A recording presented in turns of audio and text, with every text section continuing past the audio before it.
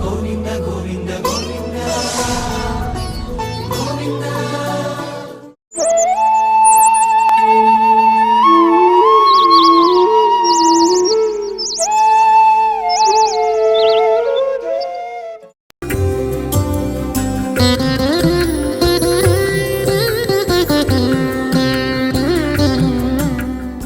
యథా హ్యేకేన చక్రేణ నరథస్య గతిర్భవేత్ తథా పురుషకారేణ వినా దైవం న సిద్ధ్యతి.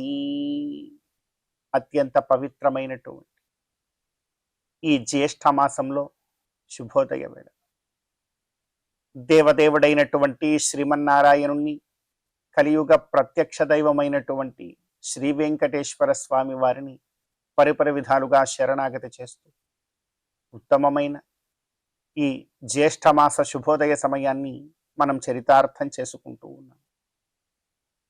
ఈ జ్యేష్ఠమాసంలో మనందరి యొక్క ప్రధానమైనటువంటి కర్తవ్యం గోవిందుడి యొక్క ఆరాధన. గోవిందుణ్ణి, శ్రీమన్నారాయణుణ్ణి ఎంతగా భక్తి ప్రపత్తులతో మనం ఆరాధన చేస్తామో అంత గొప్పదైనటువంటి మహాభాగ్య రూపమైనటువంటి ఫలాన్ని మనందరం కూడా పొందగలుగుతాం. భగవత్ కైంకర్యం అనేటువంటిది చాలా గొప్పది.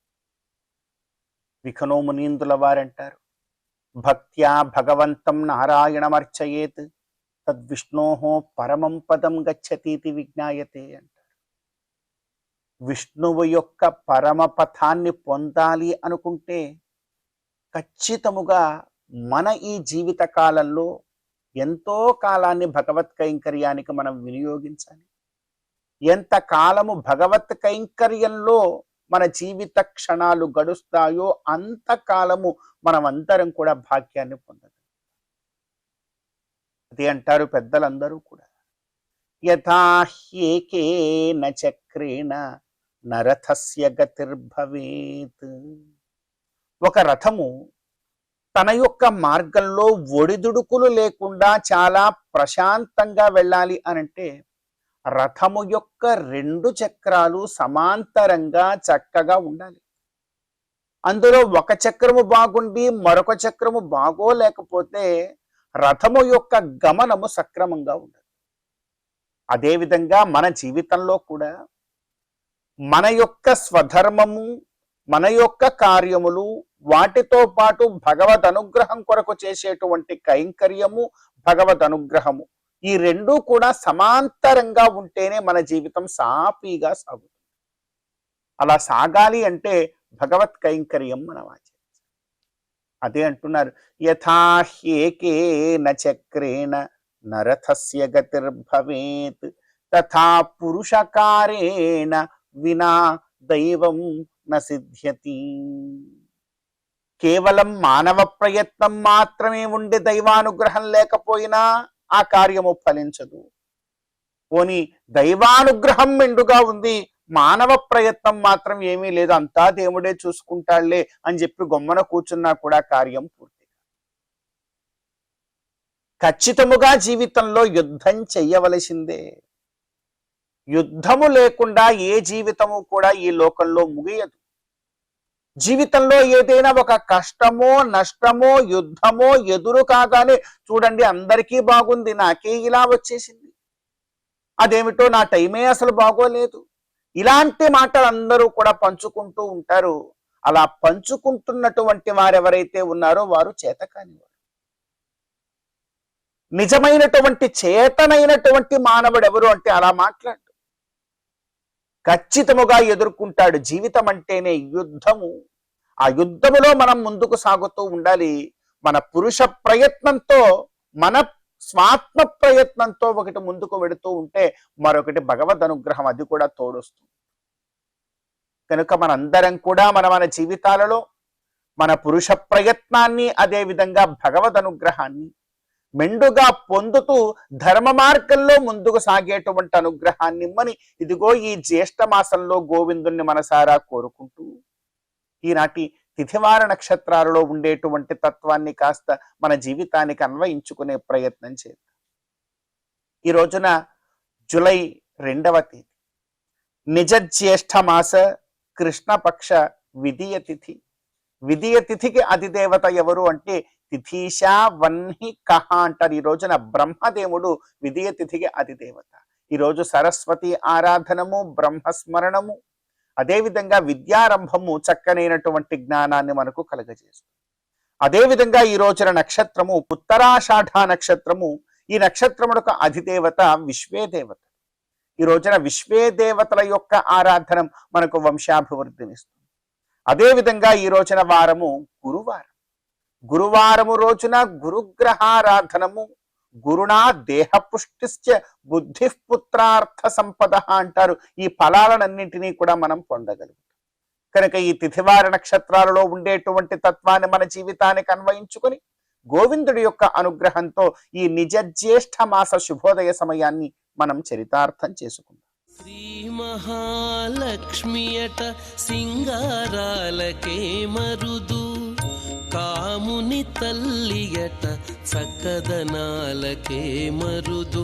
శ్రీ మహాలక్ష్మియట సింగారాలకే మరుదు, కాముని తల్లియట చక్కదనాలకే మరుదు.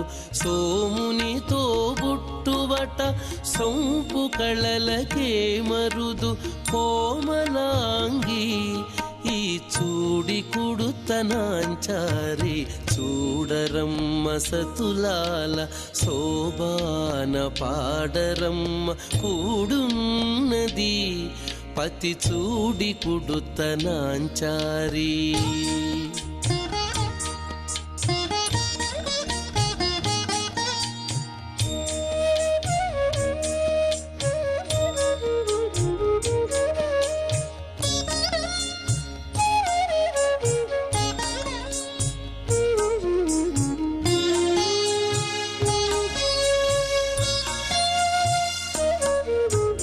కలశాబ్ది కూతురట గంభీరాలకే మరుదు, కలపలోకమాతయట దయమరియే మరుదు. కలశాబ్ది కూతురట గంభీరాలకే మరుదు, కలపలోకమాతయట దయమరియే మరుదు. జలజ నివాసినియట చల్లదనమే మరుదు. జలజ నివాసినియట చల్లదనమే మరుదు. కొలది మీరా ఈ చూడి కుడుతనాంచారి, జలజ నివాసినియట చల్లదనమే మరుదు. కొలది మీరా ఈ చూడి కుడుతనాంచారి, చూడరమ్మ సతులాల శోభాన పాడరమ్మ కూడున్నది, పతి చూడి కుడుతనాంచారి.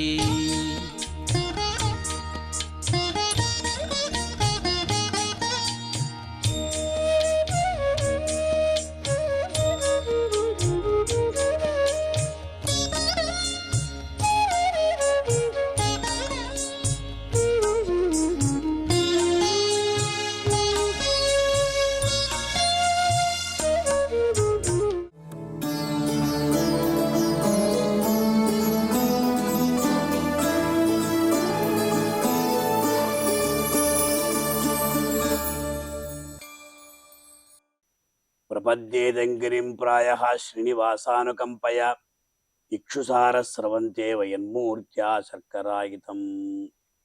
ప్రియ భాగవతోత్తమారా, ఈ శుభోదయం వేళ శ్రీవారి వైభవం అనే కార్యక్రమంలో మనం ఈనాడు శ్రీ వెంకటేశుని సేవించడానికి ఎవరెవరు సిద్ధంగా ఉన్నారు అనే విషయ విశేషాన్ని తెలుసుకునే ప్రయత్నం చేద్దాం. భగవంతుడి సేవ కొరకు ప్రతి ఒక్కరూ కూడా తహతహలాడుతూ ఉంటారు. అందులో సుప్రభాత సేవ చాలా విశిష్టమైనది, ఉత్కృష్టమైనది, ఉన్నతమైనది కూడా. అంటే తెల్లవారి భగవంతుని సేవిస్తే మనస్సు ప్రశాంతంగా ఉంటుంది. బ్రాహ్మే ముహూర్తే చోత్థాయ అనే రీతిగా బ్రాహ్మ ముహూర్తం అనేది సత్వగుణాన్ని మనకు పెంపొందింపజేస్తుంది. ఆ సమయంలో మనం ఏది కోరుకున్నా కూడా అన్ని సఫలమవుతాయని పెద్దల మాట. అందువల్ల బ్రహ్మాదయ సురవరాహ సమహర్షయాతే, వీళ్ళందరూ కూడా మునివరులు, దేవతలు, బ్రహ్మాదులందరూ కూడా స్వామివారి సుప్రభాత సేవలో పాల్గొంటున్నారు. వారు మాత్రం కాదు, సంతః సనందనముఖాః అథ యోగివర్యాః, సనక సనందనాలు అనేటువంటి వాళ్ళందరూ కూడా సత్పురుషులు. సత్పురుషులు అంటే భగవంతుణ్ణే ఎవరైతే ఎల్లప్పుడూ కూడా కొలుస్తూ ఉంటారో వాళ్ళు సత్పురుషులు అనబడతారు. మంచి పురుషులు అనే అర్థం, సజ్జనులు అనే అర్థం. సజ్జనులు ఎవరవుతారంటే ఎవరైతే ఎప్పుడూ కూడా మరొకరిని హింసించకుండా ఉంటారు. దేవదేవుడు తప్ప ఇంక ఎవ్వరూ కూడా మనకు ఆశ్రయం లేదు అని అనుకుంటారు. వాళ్ళందరూ కూడా సంతః సనందనముఖాహాతు అథ యోగివర్యాః, అలాగే యోగి పుంగవుడు. రాముడు రమంతే యోగినః అస్మిన్నితి రామః అన్నారు. యోగులు ఎవరి యొక్క విషయంలో ఎవరిని ధ్యానం చేస్తూ సంతోషాన్ని పొందుతారో వాళ్లే యోగులు అనబడతారు. రాముణ్ణి వాళ్ళు ఎప్పుడు తలుస్తూ ఉంటారు. అలాగే ఇక్కడ వెంకటేశ్వర స్వామిని అందరూ కూడా తలుస్తూ ఉన్నారు. సంతః సనందనముఖాః తత యోగివర్యాః ధామాంతికే తవహి మంగళ వస్తుహస్తాః అన్నారు. ఒక్క విషయం గుర్తుంచుకోవాలి, మనకు ఈ కాలంలో సిద్ధించదు. తిరుమల క్షేత్రానికి వెళ్తూ ఉంటాం. క్షేత్రానికి వెళ్ళేటప్పుడు పత్రం పుష్పం ఫలంతోయం యోమే భక్త్యా ప్రయచ్చితనిగా ఉత్త చేతులతో వెళ్ళకూడదు. భగవంతుని దగ్గర వెళ్ళకూడదు, గురువు దగ్గరికి వెళ్ళకూడదు, రాజు దగ్గరికి వెళ్ళకూడదు, పెద్దవాళ్ళ దగ్గరికి వెళ్ళకూడదు. ఏదో ఒకటి కాస్త కూస్త ఒక తృణమో పణమో అన్న రీతిగా పండైనా తీసుకోవెళ్ళ. అందువల్ల వీళ్ళు ఏం చేస్తున్నారంటే ధామాంతికే నీ యొక్క స్థాన సమీపంలో మంగళ వస్తుహస్తాహ అన్నారు. అంటే మంగళకరములైనటువంటి వస్తువులను చేతిలో ధరించినటువంటి వీరందరూ కూడా నీ యొక్క సమీపంలో ఉన్నారు. ఎంత అద్భుతం చూడండి. మంగళ ద్రవ్యాలు ఏమేమి ఉంటాయి? పసుపు, కుంకుమ, ఇదంతా మంగళ ద్రవ్యాలు. మనం ఎక్కడైనా ప్రయాణం చేస్తూ ఉంటే మన యొక్క సంచిలో కుంకుమైనా పెట్టుకోవాలి, భగవంతుని అక్షతలైనా పెట్టుకోవాలి. ఇదంతా మంగళ వస్తువు. మనకు ఎటువంటి భగవత్ సంబంధం కలిగినటువంటి వస్తువులని మనతో పాటు తీసుకుని వెళితే మనకు ఎక్కడా కూడా ప్రయాణంలో ఆటంకం రాదు, అపమృత్యు కూడా ఉండదు. ఇది గుర్తుంచుకోవాలి. అందువల్ల పెద్దవాళ్ళు వెళ్ళేటప్పుడు అక్షింతలు వేసి పంపిస్తారు. వీరందరూ కూడా మంగళ వస్తుహస్తాహ అన్నప్పుడు పూర్ణ కుంభాన్ని పెట్టుకొని ఉన్నారు, చామరాన్ని పెట్టుకున్నారు, విసనకరని పెట్టుకున్నారు, అద్దము, అంకుశము, మృదంగము, దీపం. స్వామివారి దగ్గర వెళ్ళినప్పుడు కర్పూర హారతి కొరకు మనం అక్కడ అమ్ముతూ ఉంటారు కదా, తీసుకువెళ్తాం. టెంకాయ తీసుకువెళ్తాం, పూలు తీసుకువెళ్తాం, పండ్లు తీసుకువెళ్తాం, కర్పూరం తీసుకువెళ్తాం. ఇదే మంగళ వస్తు. ఉత్త చేతులతో తిరుమల క్షేత్రంలో మనం ఇంకో చోట కొట్టాలి. స్వామివారికి ఏమి కూడా నివేదింపబడదు. కానీ ప్రతిరోజు కూడా సుప్రభాత సేవ అర్చన సమయంలో అందరి యొక్క హితాన్ని కోరుతూ, అందరి యొక్క మంగళాన్ని కోరుతూ లోకాహ సమస్తాహ సుఖినో భవంతు అని చెప్తారండి. అందువల్ల భగవంతుని యొక్క దివ్య దేవాలయంలో జరిగేటువంటి పూజలు ఏవైతే ఉంటాయో అది లోకక్షేమం కొరకుని తెలుసుకో. ఇంట్లో చేసేటువంటి పూజ మన ఇంటికే పరిమితం, కానీ దేవాలయంలో చేసేటువంటి పూజ లోకానికి. శ్లోకాహ సమస్తాహ సుఖినో భవంతు అన్నారు. ఆ ప్రకారంగా మంగళకరములైనటువంటి వస్తువులను తమ యొక్క చేతిలో పెట్టుకొని అందరూ కూడా ధామాంతికే తవహి మంగళహస్తు వస్తుహస్తాహ అని సిద్ధంగా ఉన్నారు. వాస్తవంగా చూస్తే బ్రహ్మ భావనను కర్మ భావనను కలవారు అన్నారు. అంటే సనక సనందరాది యోగులందరూ కూడా భగవంతుని యందు అధికమైనటువంటి ప్రేమను కలిగిన వారుగా ఉన్నారు. అందువల్ల వారు సంతః అని అనబడుతున్నారు. కర్మభావన, కర్మానుష్ఠానం, కైంకర్యం, ఇవి అన్నీ కూడా ప్రతి ఒక్కరూ విశేషంగా భావించుకుంటూ తిరుమల క్షేత్రానికి వస్తున్నారు. మీరు చూడొచ్చు, నిత్యహారతి అని ఒకటి ఉంటుంది. నిత్యహారతి కొరకు కొంతమంది నిలుచుకుంటారు. వాళ్ళు వాళ్ళ యొక్క తట్టలో భగవంతుని సమర్పించడానికి, అంటే భక్తితో సమర్పించడానికి పండ్లు, అదే ప్రకారం ఏదో జీడిపప్పులు ఇత్యాదులు, వెన్న ఇత్యాదులు అన్నీ ఉంటాయి. ఆ వస్తువుని మూసుకొని వస్తారు, ఒక గుడ్డ కప్పుకొని వస్తారు. వాళ్ళు నిత్యహారతి కొరకు వస్తూ ఉంటారు. భగవంతుడు ఆనాడు ఏర్పరిచాడు. అటువంటి మంగళ వస్తు హస్తములతో వాళ్ళు నీ దగ్గర ఉన్నారు స్వామి. అందువల్ల అటువంటి నీకు సుప్రభాతాన్ని పలుకుతూ ఉన్నామని చెప్పి, దీని ద్వారా ఏం తెలుస్తుందంటే, స్వామివారి సేవకు వెళ్ళే సందర్భంలో, స్వామివారి దర్శనానికి వెళ్ళే సందర్భంలో ఉత్త చేతులతో వెళ్ళకూడదు. చేతిలో మంగళ ద్రవ్యాలను పట్టుకుని వెళ్ళాలని చెప్పి అన్నన్ స్వామి వారు మనకు తెలియజేస్తున్నారు. కనుక ఇటువంటి ఈ శ్లోక పుష్పాన్ని దేవదేవుడైనటువంటి శ్రీ వెంకటేశ్వర స్వామికి అర్పించి సమర్పించి ధరిద్దాం. ఓం నమో వెంకటేశాయ. అమరవందితయట అట్టే మహిమయే మరుదు, అమృతము చుట్టమట ఆనందాలకే మరుదు. అమరవందితయట అట్టే మహిమయే మరుదు, అమృతము చుట్టమట ఆనందాలకే మరుదు. తమితో శ్రీ వెంకటేశు తానే వచ్చి పెండ్లాడే, తమితో శ్రీ వెంకటేశు తానే వచ్చి పెండ్లాడే. కొమెర వయస్సు ఈ చూడి కుడుతనాంచారి, చూడరమ్మ సతులాల శోభాన పాడరమ్మ కూడున్నది. పతి చూడి కుడుతనాంచారి, చూడరమ్మ సతులాల శోభాన పాడరమ్మ కూడున్నది.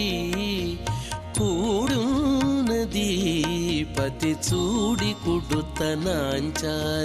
శోభాని శోభాని శోభాని శోభాని శోభాని శోభాని.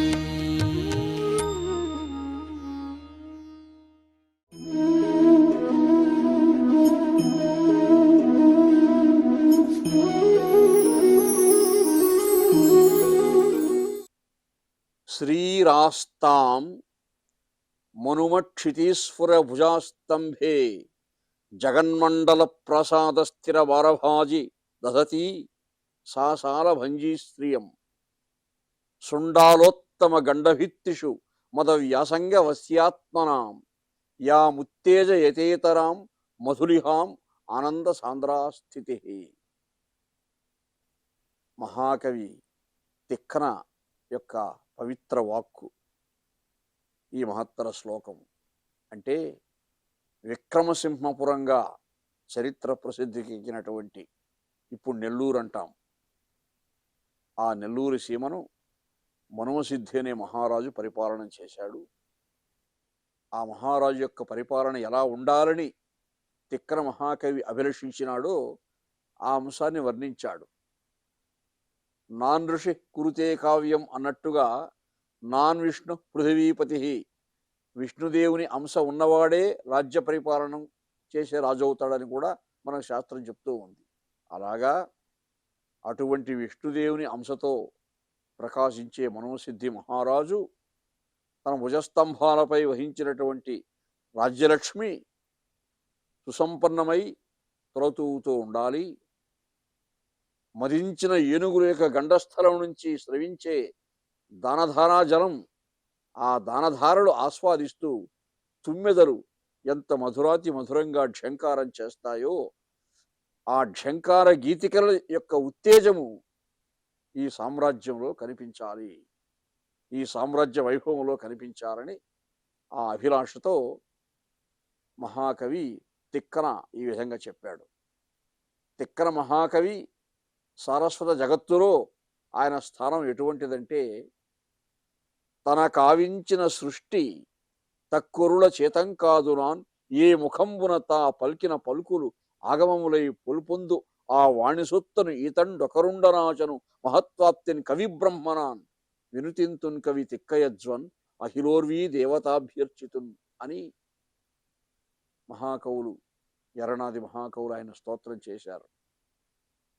అంటే తిక్కన మహాకవి చేసిన సృష్టి మరొకరు చెయ్యలేరు. ఆయన అపర వ్యాసుడు.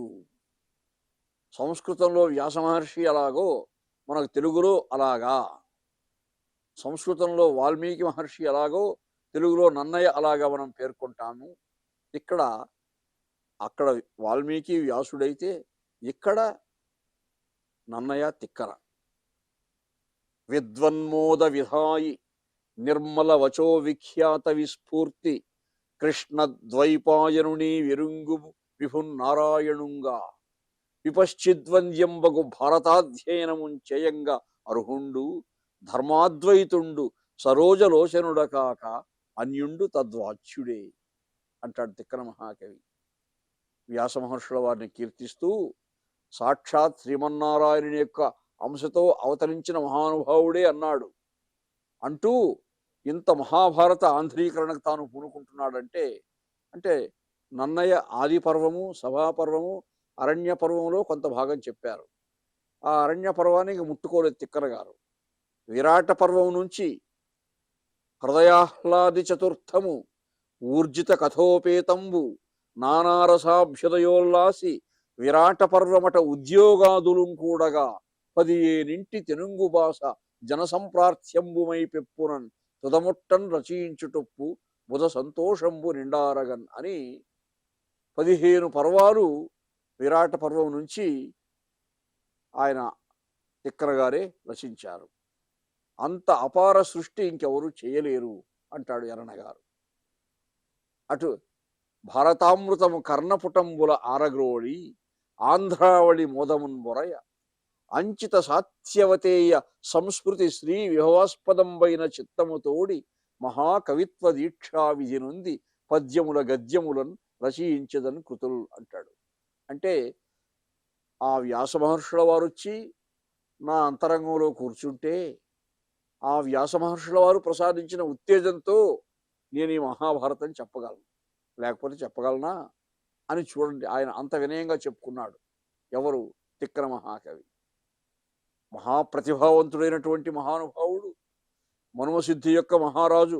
ఆ మహారాజు యొక్క భవితవ్యం ప్రశ్నార్థకమైనటువంటి సమయంలో శత్రురాజులు దండయాత్రలు చేస్తూ ఆయనపై పై చేయి సాధించే రీతిలో ఉన్నప్పుడు సాక్షాత్తు ఓరుగల్లుకు వెళ్ళి గణపతిదేవ చక్రవర్తిని మెప్పించి ఆ మహారాజు సైన్యం తీసుకొచ్చి మనోసిద్ధి రాజ్యం నిలిపాడు ఆయన తిక్కన గారు. అలా ఆయన రాజకీయ సమరాంగణంలో నిపుణుడే, మంత్రిత్వం చేసినవాడు, మహాకవి అనిపించుకున్నాడు. మనోసిద్ధికి మంత్రిగారు ఉన్నాడు. తరువాత మహాకవిగా యజ్ఞం చేసి సోమయాజిగా అవతరించి తిక్కన సోమయాజిగా మహాభారత ఆంధ్రీకరణకు పూనుకొని హరిహరనాథునికి అంకితం చేశాడు. హరిహరనాథ సాక్షాత్కారం పొందగలిగాడు. భూరి భవత్ కారుణ్య క్షీరాంబుధిలోన నాదు చిత్తంబును విస్తారమహితముగా నునిచితివి ఆరయ అచ్చెరువు కాదే అఖిలాండపతి అని ఆ దేవదేవుని స్తోత్రం చేసి ఆ దేవదేవునికే, ఆ హరిహరనాథునికే తన భారతాన్ని కూడా ఆంధ్రీకరణ చేసిన కావ్యాలన్నీ కూడా అర్పించాడు. అలా ఆ దేవదేవుడే అర్థించాడు ఆయన్ని. కృతిపతిత్వం అర్థించి వచ్చితి తిక్క శర్మ అన్నాడు. సాక్షాత్తు హరిహరనాథుడు తిక్కన మహాకవికి ప్రత్యక్షమై అయ్యా నువ్వు రచించే భారతాన్ని నాకు అంకితం చెయ్యి అని అర్థించానని ఆ భగవంతుడే చెప్పుకున్నాడు. అంత మహానుభావుడు తిక్కన మహాకవి. ఆ మహాకవి యొక్క సారస్వత సంపదకు మనమందరం వారసులం అని గుర్తించాలి. ఆ మహాకవి ప్రబోధాన్ని మనం ఆచరణాత్మకంగా కూడా పాటించాలి అన్నది నా మనవి.